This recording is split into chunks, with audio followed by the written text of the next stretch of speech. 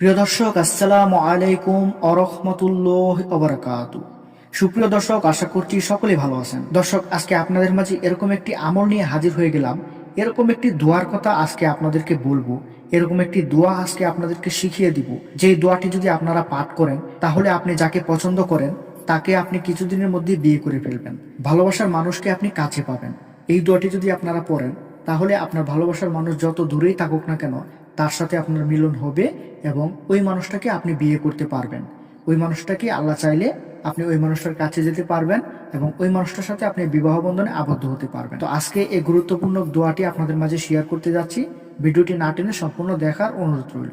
প্রিয় দর্শক, দেখুন, একদিনই ভাই প্রশ্ন করেছেন তিনি এক মেয়েকে খুব ভালোবাসেন। এমন কোনো দোয়া কিংবা আমল আছে কি যে আমল বা দোয়া পড়লে তিনি যে মেয়েকে ভালোবাসেন তাকে পাবেন, কিংবা সে মেয়ে তাকে ভালোবাসবে, নতুবা সে মেয়ে তাকে বিয়ে করতে রাজি হবে? এরকমটা একদিনই ভাই প্রশ্ন করেছেন। আসুন জেনে নেওয়া যাক এর সমাধান সম্পর্কে। ইসলামের শরিয়া মোতাবেক কোনো মেয়েকে ভালোবাসা অবৈধ এবং কবিরা গুনাহ। তাই কোনো মেয়েকে ভালোবাসার বিষয়টি এড়িয়ে চলাই উচিত। একান্তই যদি কেউ কারো প্রেমে পড়ে যায় তবে তাকে একটি আমল করতে হবে। সেটি হচ্ছে, যে ব্যক্তি কোনো মেয়েকে ভালোবাসে তাকে শুক্রবার মধ্যরাতে উঠতে হবে এবং আল্লাহর কাছে সাহায্য কামনা করতে হবে, মনের আশা পূরণের নিয়ত করতে হবে এবং এই দোয়াটি পড়তে হবে। দোয়াটি আমি আপনাদেরকে স্ক্রিনের মধ্যে দেখিয়ে দেব, আপনারা পড়ে নেবেন।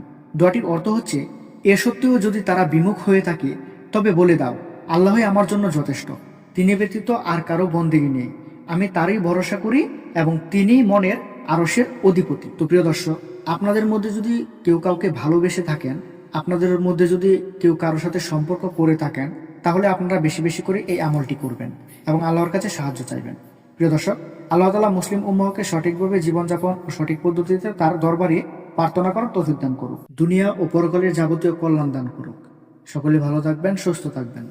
আসসালামু আলাইকুম। আল্লাহ।